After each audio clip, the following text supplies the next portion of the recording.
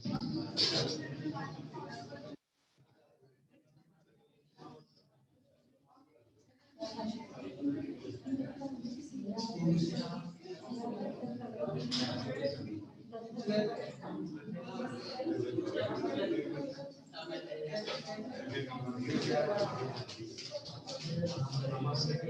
है, तो क्लास यहाँ हम लोगों ने बात की है अभी फंडिक रीजन के बारे में, ठीक है। लेकिन जब हम लोग बात करें फंडिक भाग जो है आगे की तरफ चलकर किसमें खुला है, पाइलोरिक भाग में। पाइलोरिक भाग में कौन सी होती है ग्लैंड, कौन सी ग्रंथि है, पाइलोरिक ग्रंथि है। पाइलोरिक ग्रंथि जो होती है ये हमेशा जो कोशिकाएं होती है इस भाग में कैसी होंगी, स्तंभाकार कोशिकाएं, कड़िकीय कोशिकाएं नहीं है। इसीलिए मैंने कड़िकीय भाग से पहला ही वाला भाग बनाया है, कार्डियक भाग, है ना। अब ध्यान दीजिएगा जरा,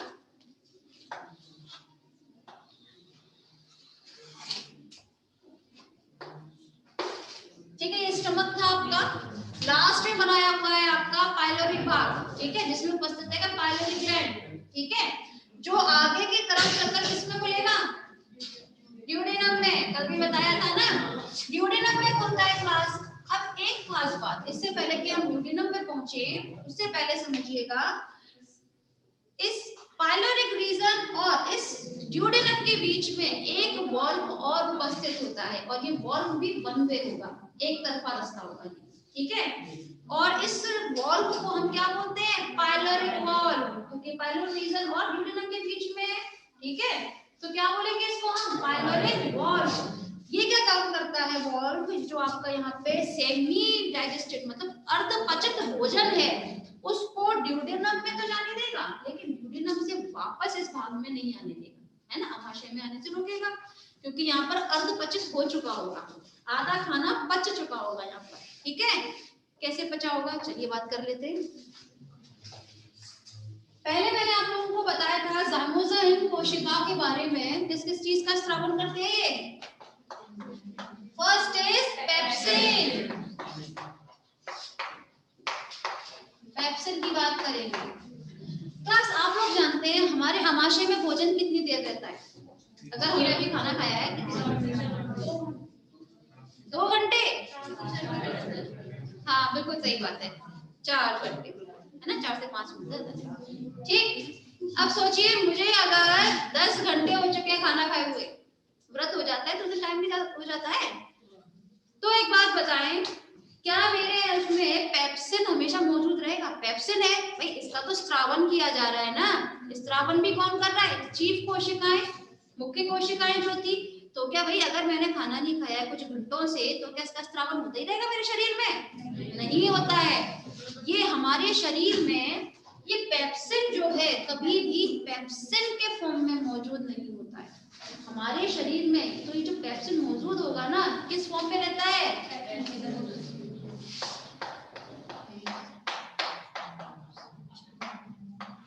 ठीक है, पेप्सिनोजन के फॉर्म में रहता है, ठीक है। ये पेप्सिनोजन जो है ये अक्रियाशील है,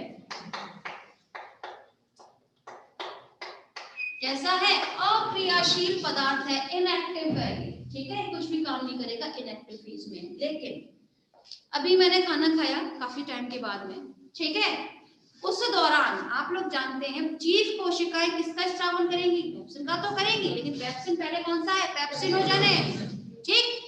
लेकिन साथ में जो मेरी कौन सी थी, पैराइटल कोशिका, ऑक्सीजन कोशिका, वो किसका स्रावन करेंगी, HCl का। तो जब ये HCl का स्रावन किया है पैराइटल कोशिकाओं ने और पेप्सिनोजन का किया है ज़ाइमोज़ोइन कोशिकाओं ने स्रावन, ठीक है, मेरा खाना खाते ही, उस वक्त ये HCl के संपर्क में आते ही किसमें बदल जाएगा, पेप्सिन में। किसमें बदल गया, पेप्सिन में। आप जानते हैं भाई पेप्सिन है किसका ये पचाता है, ये प्रोटीन को पचाएगा ना।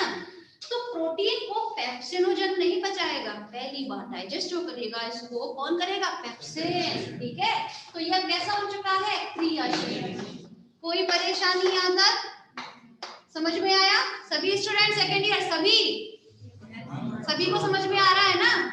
हाँ देखिए, अब मेरे पास आ चुका है एक्टिव फेज में पेप्सिन, जो क्या काम करेगा, आपके प्रोटीन को, ठीक है, डाइजेस्ट करेगा।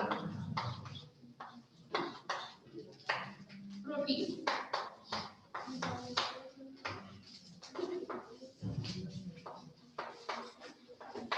पेप्सिन,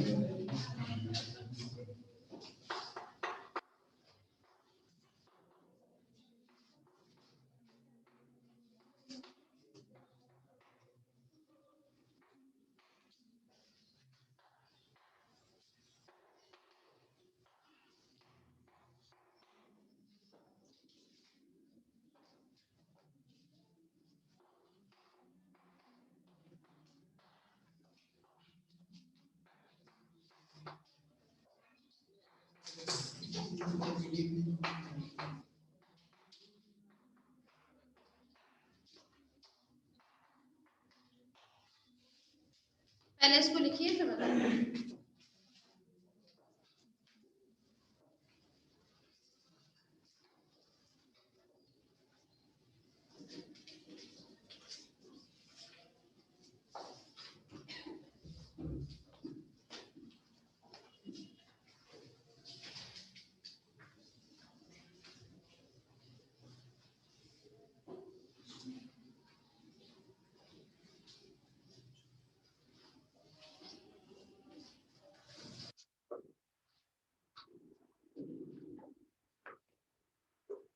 फर्स्ट रो,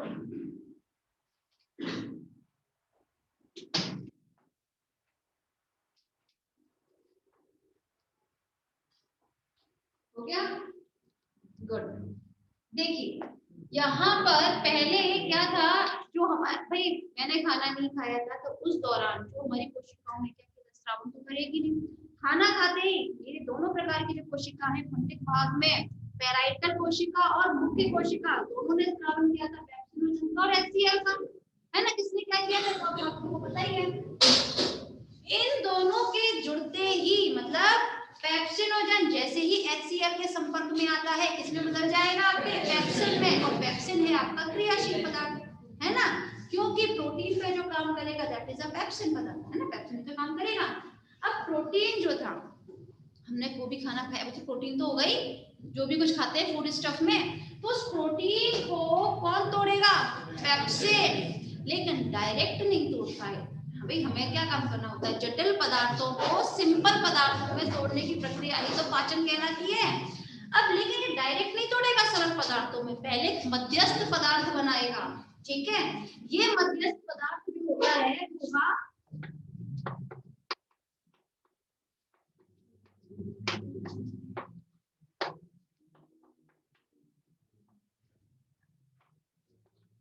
प्रोटियोसिस, ठीक है? प्रोटियोसिस बनाएगा ये इसका मध्यस्थ पदार्थ होगा, ठीक है? उसके बाद इस प्रोटियोसिस के संपर्क में फिर से पेप्सिन आएगा और फिर उसको कन्वर्ट कर देगा उसके फाइनल मतलब अंतिम उत्पाद पर, और ये अंतिम उत्पाद होता है पेप्टोन। क्या होगा? पेप्टोन। कोई परेशानी? यस, समझ में आया?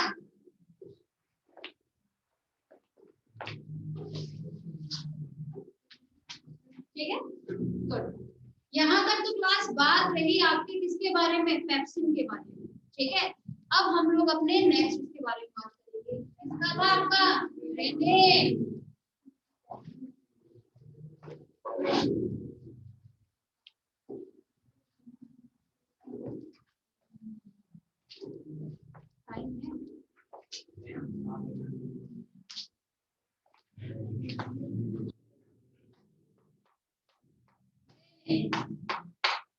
ठीक है, तो क्लास सेम कंडीशन रेनिन के साथ है। अब रेनिन है, रेनिन किसको तोड़ता है?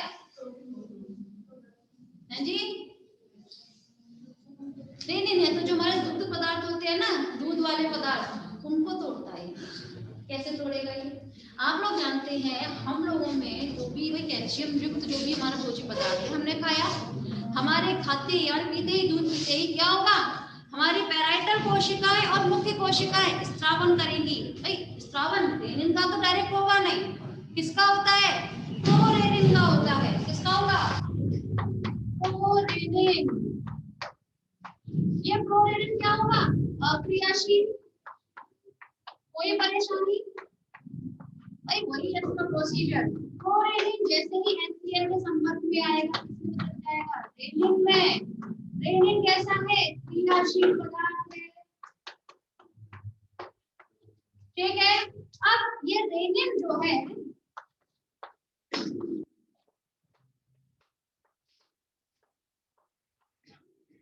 ये रेनिन जो है दूध में उपस्थित जो कैसीन होती है हमारी, कैसिनोजन, ठीक है ना, कैसिनोजन के साथ क्रिया करेगा। आप लोग जानते हैं कैसिनोजन जो है ये घुलनशील पदार्थ है, दूध में घुलनशील पदार्थ होता है कैसिनोजन, ठीक है। उसके साथ रेनिन ने क्या किया, क्रिया किया और उसको तोड़ता है कैसीन में, ठीक है।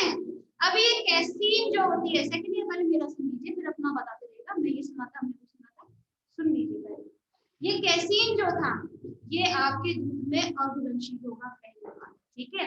अब क्या करता है ये कैसीन जो है आपके दूध में उपस्थित कैल्शियम के साथ में क्रिया करेगा, ठीक है, और क्या बना देगा, कैल्शियम,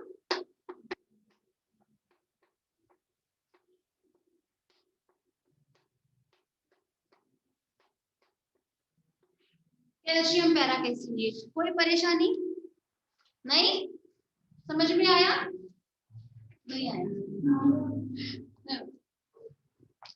जहां नहीं समझ में आए खुलकर बोलो, नहीं आया बताने को तैयार, ठीक है।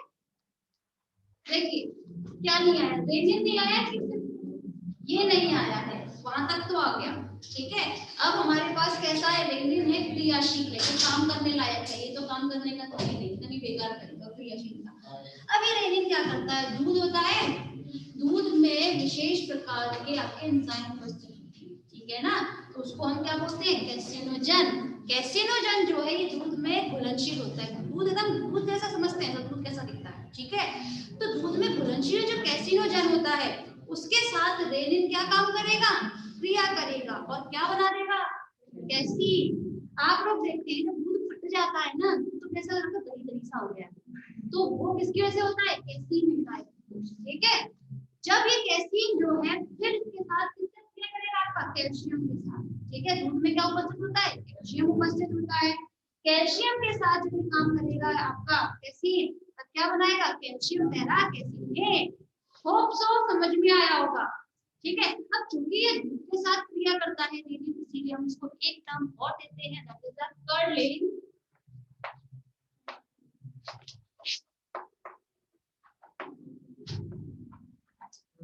कर्ड माने होता है दही, है ना, तो कर्डिंग एंजाइम बोलते हैं, और इसको हिंदी में देखो बता दूं,